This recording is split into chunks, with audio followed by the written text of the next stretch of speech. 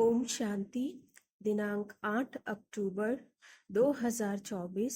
बाप दादा के साकार मधुर महावाक्य।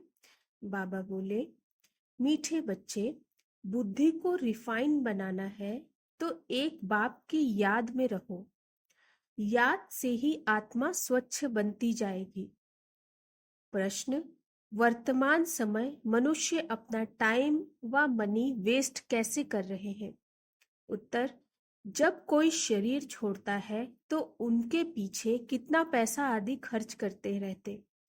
जब शरीर छोड़कर चला गया तो उसकी कोई वैल्यू तो रही नहीं, इसलिए उसके पिछाड़ी जो कुछ करते हैं उसमें अपना टाइम और मनी वेस्ट करते हैं।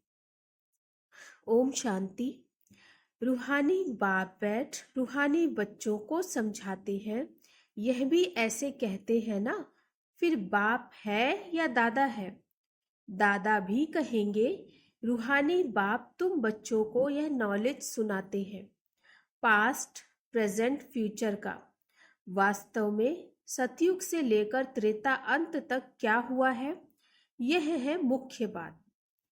बाकी द्वापर कलयुग में कौन कौन आए, क्या हुआ, उनकी हिस्ट्री ज्योग्राफी तो बहुत है।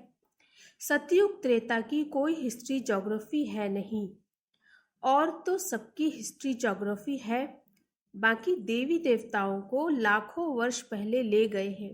यह है बेहद की बेसमझी। तुम भी बेहद के बेसमझी में थे, अभी थोड़ा थोड़ा समझ रहे हो।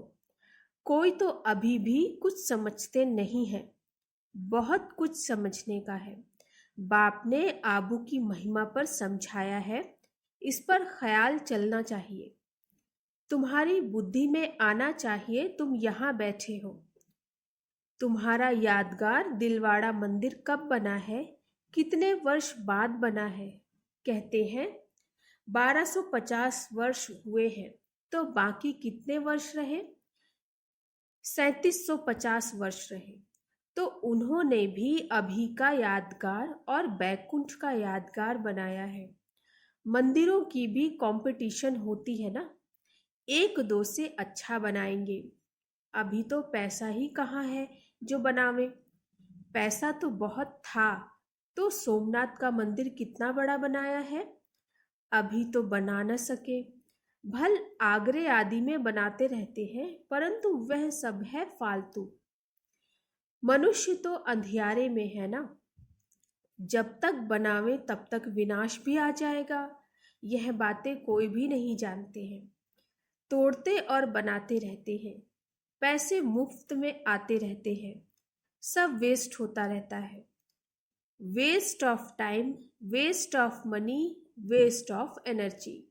कोई मरता है तो कितना टाइम गवाते हैं, हम कुछ भी नहीं करते।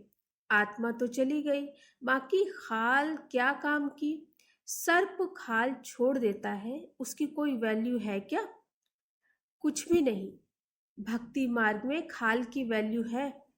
जड़ चित्र की कितनी पूजा करते हैं, परंतु यह कब आए कैसे आए कुछ भी पता नहीं।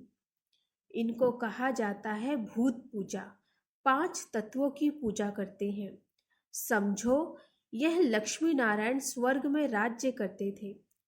अच्छा, 150 वर्ष आयु पूरी हुई, शरीर छोड़ दिया, बस।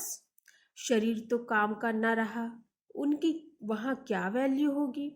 आत्मा चली गई, शरीर चंडाल के हाथ दे दिया, वह रस्म रिवाज अनुसार जला देंगे।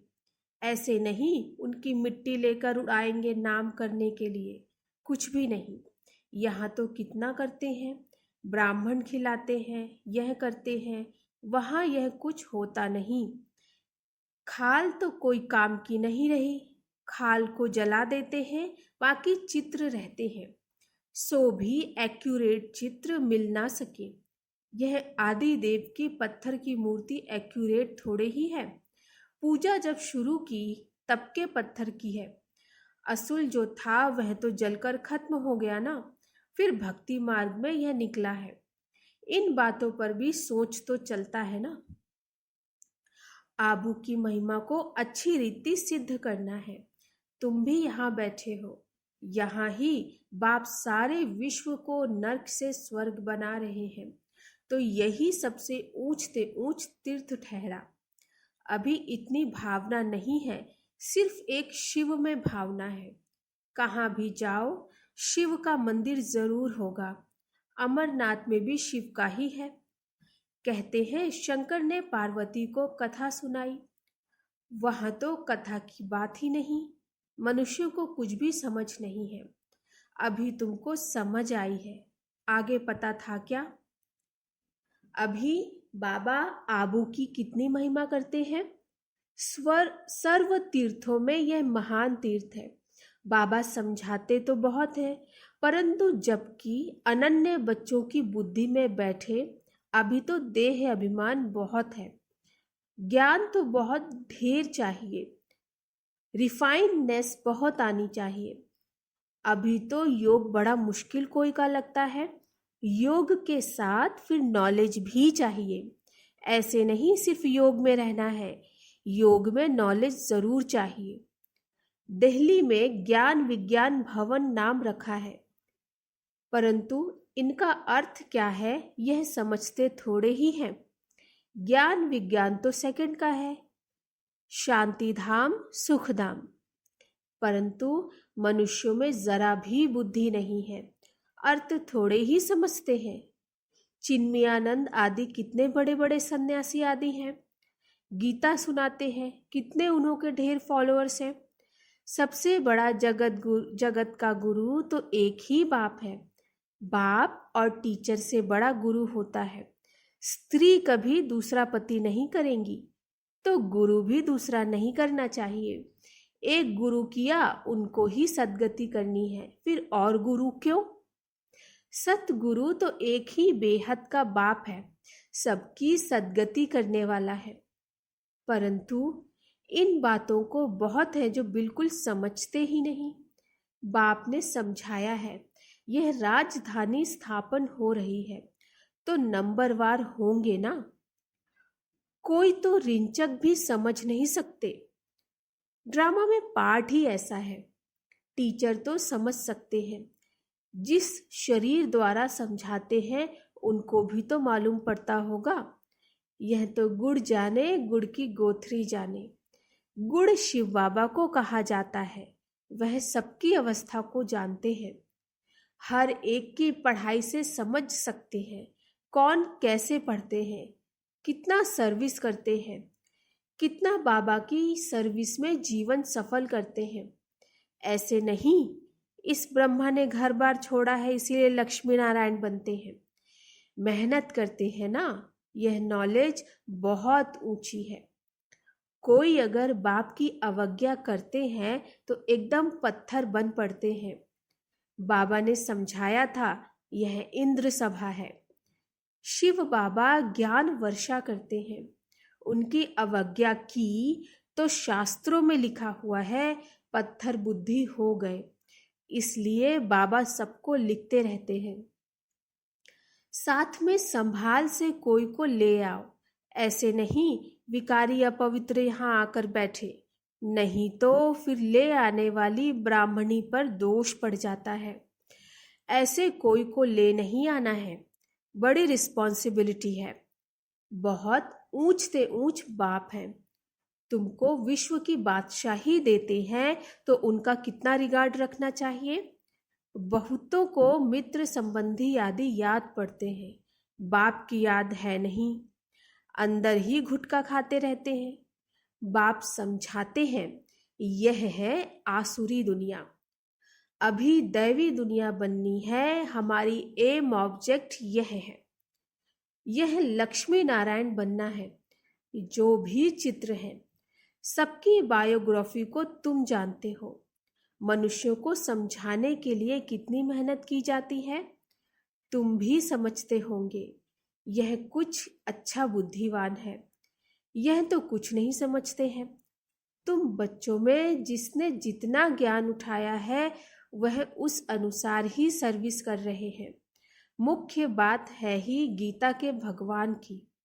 सूर्यवंशी देवी देवताओं का यह एक ही शास्त्र है, अलग अलग नहीं है। ब्राह्मणों का भी अलग नहीं है। यह बड़ी समझने की बातें हैं। इस ज्ञान मार्ग में भी चलते चलते अगर विकार में गिर पड़े तो ज्ञान बह जाएगा। बहुत अच्छे अच्छे जाकर विकारी बने तो पत्थर बुद्धि हो गए। इसमें बड़ी समझ चाहिए। बाप जो समझाते हैं उनको उगारना चाहिए। यहाँ तो तुमको बहुत सहज है। कोई लौकिक कार्य व्यवहार हंगामा आदि नहीं है। बाहर में रहने से धंधे आदि की कितनी चिंता रहती है। माया खूब तूफान में लाती है। यहाँ तो एकांत लगी पड़ी है। बाप तो फिर भी बच्चों को पुरुषार्थ कराते रहते हैं। यह बाबा भी पुरुषार्थी है, अर्थात ब्रह्मा बाबा। पुरुषार्थ कराने वाला तो बाप है। इसमें विचार सागर मंथन करना पड़ता है। यहाँ तो बाप बच्चों के साथ बैठे हैं। जो पूरी अंगुली देते हैं उनको ही सर्विसेबल कहेंगे। बाकी गुटखा खाने वाले तो नुकसान करते हैं और ही डिससर्विस करते हैं, विघ्न डालते हैं। यह तो जानते हो। महाराजा महारानी बनेंगे तो उन्हों के दास दासियां भी चाहिए। वह भी यहाँ के ही आएंगे। सारा मदार पढ़ाई पर है। इस शरीर को भी खुशी से छोड़ना है, दुख की बात नहीं। पुरुषार्थ के लिए टाइम तो मिला हुआ है। ज्ञान सेकंड का है, बुद्धि में है। शिव बाबा से वर्षा मिलना है। थोड़ा भी ज्ञान सुना, शिव बाबा को याद किया तो भी आ सकते हैं। प्रजा तो बहुत बनने की है। हमारी राजधानी सूर्यवंशी चंद्रवंशी यहाँ स्थापन हो रही है। बाप का बनकर अगर ग्लानि करते हैं तो बहुत बोझा चढ़ता है। एकदम जैसे रसातल में चले जाते हैं। बाबा ने समझाया है, जो अपनी पूजा बैठ कराते हैं वह पूज्य कैसे कहला सकते। सर्व का सद्गति दाता कल्याण करने वाला तो एक ही बाप है। मनुष्य तो शांति का भी अर्थ नहीं समझते हैं। हठ योग से प्राणायाम आदि चढ़ाना उसको ही शांति समझते हैं। उसमें भी बहुत मेहनत लगती है। कोई की ब्रेन खराब हो जाती है। प्राप्ति कुछ भी नहीं। वह है अल्पकाल की शांति। जैसे सुख को अल्पकाल कागविष्ठा के समान कहते हैं, वैसे यह शांति भी कागविष्ठा के समान है। वह है ही अल्पकाल के लिए। बाप तो 21 जन्मों के लिए तुमको सुख शांति दोनों देते हैं। कोई तो शांति धाम में पिछाड़ी तक रहते होंगे। जिनका पाठ है वह इतना सुख थोड़े ही देख सकेंगे। वहां भी नंबरवार मर्तबे तो होंगे ना। भल दास दासियां होंगे, परंतु अंदर थोड़े ही घुस सकेंगे। श्री कृष्ण को भी देख ना सके। सबके अलग अलग महल होंगे ना। कोई टाइम होगा देखने का। जैसे देखो, पोप आता है तो उनका दर्शन करने के लिए कितने लोग जाते हैं। ऐसे बहुत निकलेंगे जिनका बहुत प्रभाव होगा। लाखों मनुष्य जाएंगे दर्शन करने के लिए। यहाँ शिव बाबा का दर्शन कैसे होगा, यह तो समझने की बात है। अब दुनिया को कैसे पता पड़े कि यह सबसे ऊंच तीर्थ है। दिलवाड़ा जैसा मंदिर शायद आसपास और भी हो, वह भी जाकर देखना चाहिए कैसे बना हुआ है। उसको ज्ञान देने की भी दरकार नहीं। वह फिर तुमको ज्ञान देने लग जाएंगे। राय देते हैं ना, यह करना चाहिए, यह करना चाहिए। यह तो जानते नहीं कि इनको पढ़ाने वाला कौन है। एक एक को समझाने में मेहनत लगती है। उन पर कहानियां भी हैं। कहते थे शेर आया शेर आया। तुम भी कहते हो मौत आया कि आया, तो वह विश्वास नहीं करते हैं। समझते हैं अभी तो 40,000 वर्ष पड़े हैं, मौत कहाँ से आएगा। परंतु मौत आना तो जरूर है। सबको ले जाएंगे। वहां कोई भी कीचड़ा होता नहीं। यहाँ की गऊ और वहां की गऊ में भी कितना फर्क है, अर्थात स्वर्ग की गऊ में। श्री कृष्ण थोड़े ही गौए चराता था, उन्हों के पास तो दूध हेलीकॉप्टर में आता होगा। यह कीचड़ पट्टी दूर रहती होगी, सामने घर में थोड़े ही कीचड़ा रहेगा। वहां तो अपरम अपार सुख है, जिसके लिए पूरा पुरुषार्थ करना है। कितने अच्छे अच्छे बच्चे सेंटर से आते हैं, बाबा देखकर कितना खुश होते हैं। नंबरवार पुरुषार्थ अनुसार फूल निकलते हैं। फूल जो है वह अपने को भी फूल समझते हैं। दिल्ली में भी बच्चे कितनी सर्विस करते हैं रात दिन।